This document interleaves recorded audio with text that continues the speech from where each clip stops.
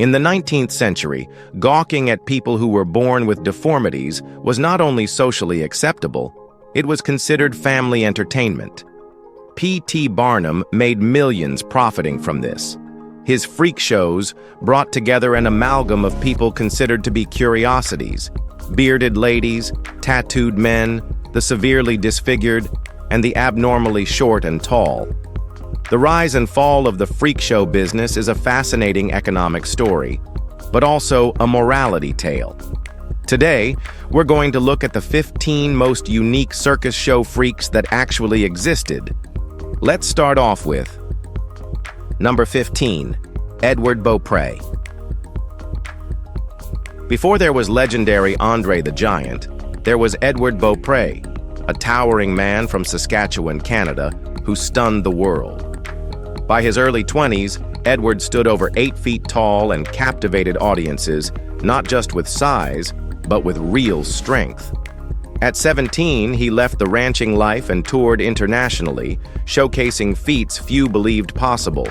He bent iron bars with ease and could hoist fully grown horses onto his shoulders. He was a strong man of his time, better than Hall. His performances stretched from Winnipeg to California, including a strength contest in Montreal with famed French-Canadian strongman Louis Cyr. Although Edward didn't win, the encounter became part of legend. Sadly, his life was short. At only 23, he died from a pulmonary hemorrhage. His body was later found in an old hangar in Bienfait Park, and for just $25, it was sent to a university anatomy department, preserved in glass like an artifact. In both life and death, Edward remained colossal, a spectacle of strength, tragedy, and awe. Number 14. Harry Deems Dan. Harry was one of America's most iconic circus clowns. Known America's Picture Clown by the great Ringling Brothers publicist Roland Butler, he was a media favorite thanks to his clean white face makeup and dazzling custom costumes. Over 100, all sewn by his mother until her passing in 1954. He appeared in National Geographic, Holiday, and even graced the 1951 cover of Ideals magazine. The son of Missouri banker William J. Dan, he defied expectations, joining the Ringling Brothers at age 20 against his father's wishes. He clowned alongside legends like Emmett Kelly and Lou Jacobs, played trombone in clown bands, and even trained ducks, Horatio being his first. He also created beloved gags like the snake in the basket and the sailor mermaid illusion. Later in life, he set aside clowning, performing as a ringmaster and talker. He died in 1970. Even decades later, his classic clown face still appears on posters. Number 13. Faye Alexander. Faye was born in Seattle in 1924 to a barber and was raised in L.A. At age 3, a lung condition led him to dance school for therapy, where he learned ballet and acrobatics. He began performing along the Pacific Coast and later, while serving in the Coast Guard during the Second World War, entertained with Rudy Vallee's and Sid Caesar's shows. After sea duty, he performed a Risley act, juggling with his feet, with Ted Duane, later forming the Duane Brothers aerial duo. Faye toured South America with Jerry Wilson's Flying Bears, returned to the U.S., and joined Duane's new circus. In 1948, he met and married trick rider Rose Lamont, training her for the trapeze.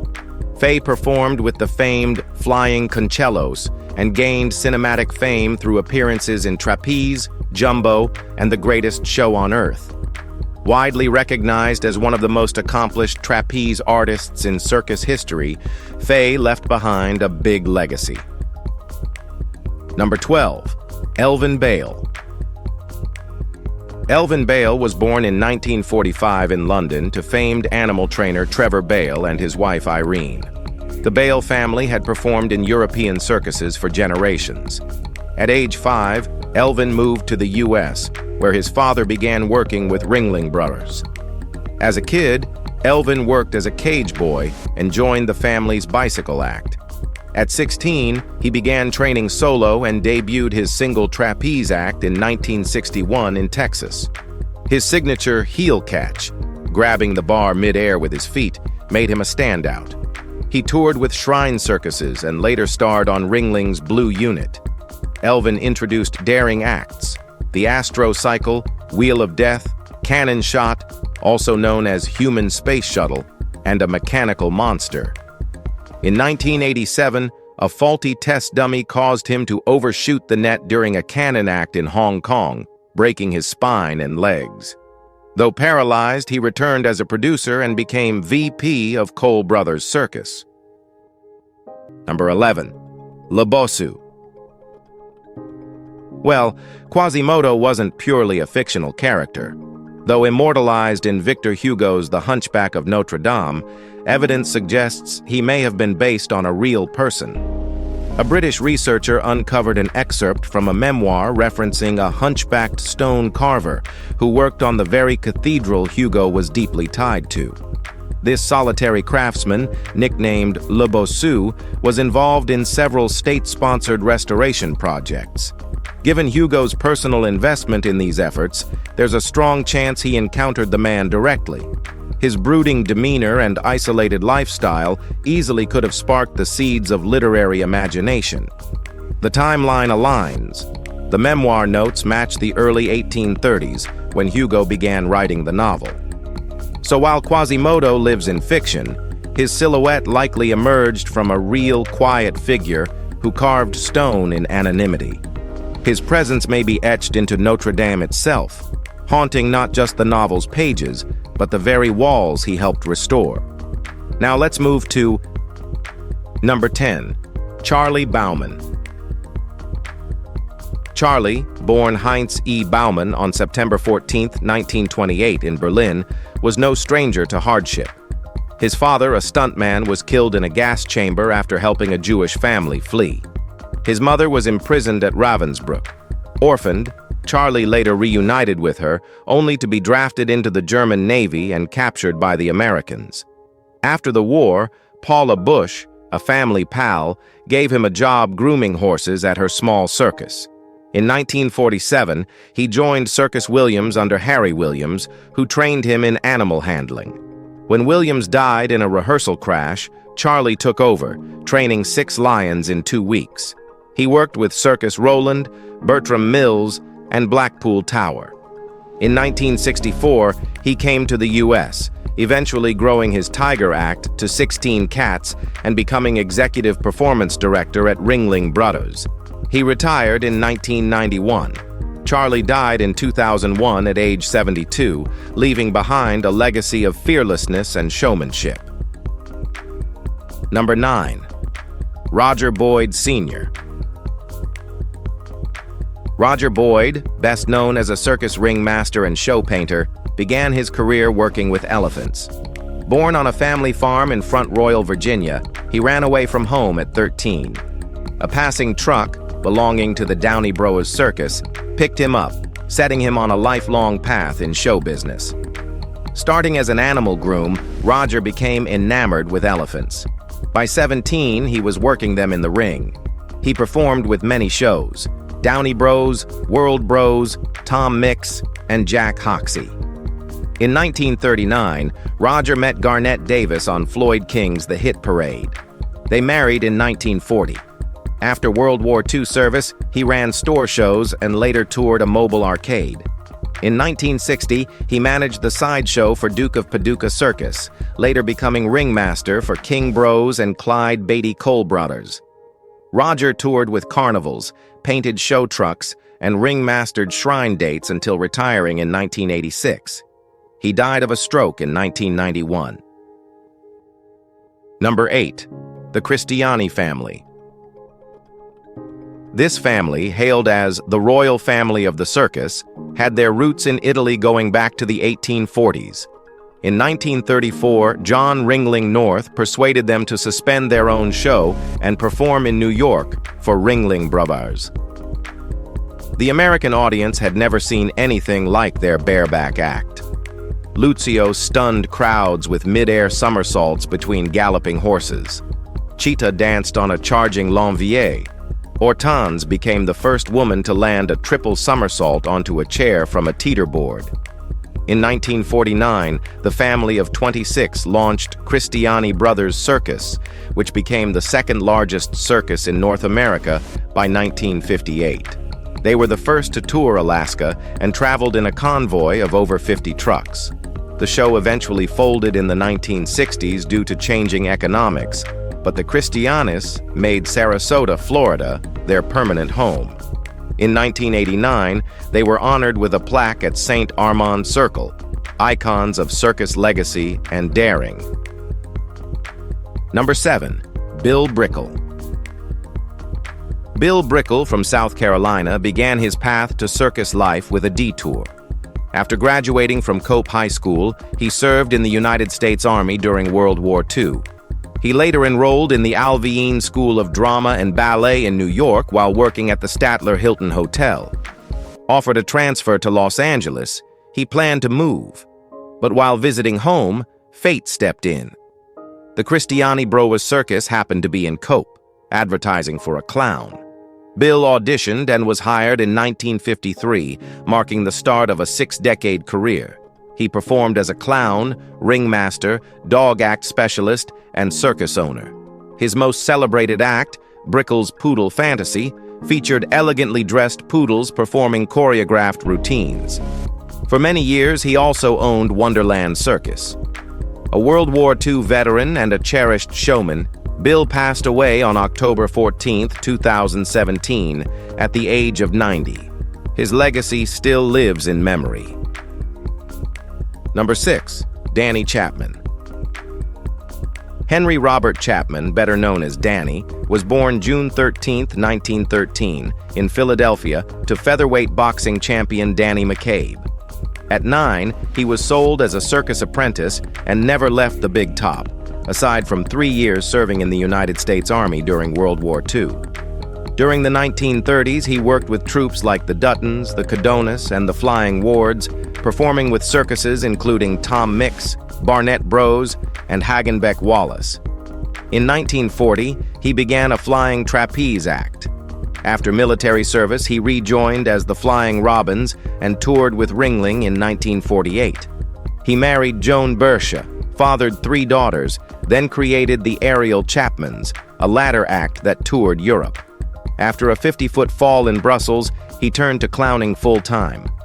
In 1968, he co-founded Ringling's Clown College and became its first headmaster. He later married Sarah Wheeler, had 2 more children, and continued performing into the 1980s. Danny died on October 11, 1986, a true circus craftsman. Number 5. Betty Lou Williams. Betty Lou Williams was born with a parasitic twin fused to her torso, complete with 2 legs, a small arm, and a partially developed limb with 3 fingers embedded in her side. Instead of retreating from public view, she owned her story and stepped into the spotlight. She quickly became a star in the freak show circuit, reportedly earning an astonishing $1,000 a week. With that income, she bought her parents a 260-acre farm and paid for her siblings' college tuition. Betty had grit, heart, and generosity. But life hit hard. She fell in love with a suitor who later betrayed her, vanishing with a large portion of her savings. Despite the heartbreak, she kept moving forward. Tragically, her life ended at just 23 from a severe asthma attack. Her death was sudden, her future stolen. Still, she's remembered not for her condition, but for her spirit, her kindness, and the unforgettable mark she left behind.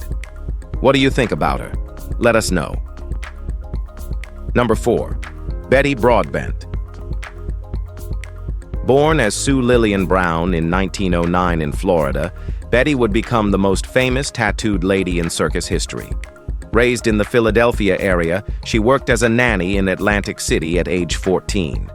Wandering the boardwalk, she met famed tattooist Jack Redcloud, sparking her lifelong obsession with tattoos. By 16, she began collecting work from icons like Charlie Wagner, Tony Reiniger, Joe Van Hart, and Red Gibbons. Though heavily tattooed from shoulders to ankles, her only visible tattoo in street clothes was a small bird on her right palm. Betty toured with top circuses across the United States, Canada, Australia, and New Zealand. In 1981, she became the first inductee into San Francisco's Tattoo Hall of Fame. She married twice, both times to men from the circus world. Betty Broadbent passed away on March 28, 1983, in Tampa, Florida, at the age of 73. Her legacy remains etched in both ink and history. Number 3. The Legless Acrobat. Eli Bowen was born in Richland County with phocomelia, a congenital condition that left his feet connected near his hips, forming seal-like limbs. But Eli wasn't looking for sympathy. As a child, he taught himself to walk, using wooden blocks strapped to his hands, and learned to control his body with extraordinary strength. By 13, he joined Major Brown's Coliseum and shocked audiences with his acrobatics. Cartwheels, backflips, and stunts performed entirely without legs. He became a sensation, not just as a curiosity, but as a legitimate strongman. The circus offered him financial stability, fame, and an audience that respected his skills. Off-stage, Eli married and raised 4 kids, shattering the assumptions society had about disability. He lived to be 80, a good lifespan for his era. His story was later published in an 1880 pamphlet titled The Wonder of the Wide World, ensuring his legacy as one of the most admired men in circus history. Number 2. Regalito and the Campa family. Carlos Regalito. Campa, the father of a gifted Mexican-American circus family, built a reputation for comedic musical acts that became crowd favorites across the country. His children, Elizabeth, Sonia, Deborah, and Juan Carlos, performed alongside him in a high-energy unicycle and low-wire act. Regalito's signature routine involved playing bottles, bells, pans, and an upside-down xylophone while standing on his head. His daughters accompanied him on saxophone, delivering an act that was both hilarious and musically sharp. The campus were widely loved for their originality and energy. But in April 1989, tragedy shattered the family. Juan Carlos Campa, just 21, was with friends in a Sarasota park when a man deliberately drove into the group, killing him. The driver pleaded guilty to manslaughter but served only 17 months. Regalito eventually retired to Sarasota. Those who saw his performances still recall the charm and laughter he brought. All right, now, let's end this with Number 1. Ruth Opal Barry Davis. Ruth Davis, best known by her stage name Mignon, which means cute in French, earned the nickname the Penguin Girl due to her distinct gait and flipper-like limbs. Born in the early 1900s with phocomelia, a condition that caused her arms and legs to be severely shortened and fused, Ruth moved with a noticeable waddle. Her hands resembled fins, but her presence was far more than visual. She was a skilled marimba player, a traditional African xylophone, and her talent landed her major bookings, including the 1933 Century of Progress Expo and both the 1939 and 1940 New York World's Fairs. Her musical ability drew crowds on its own merit. Off-stage, she was married twice, first to a non-performer, then to Earl Davis, known as Hoppy the Frog Boy. They performed side by side for nearly 10 years before stepping away from show business. While her later life remains largely undocumented, one thing's clear. Mignon wasn't just an act, she was genuinely unforgettable. If you enjoyed this video, be sure to like, share, and subscribe for more content like this. Thanks for tuning in, and we'll see you very soon.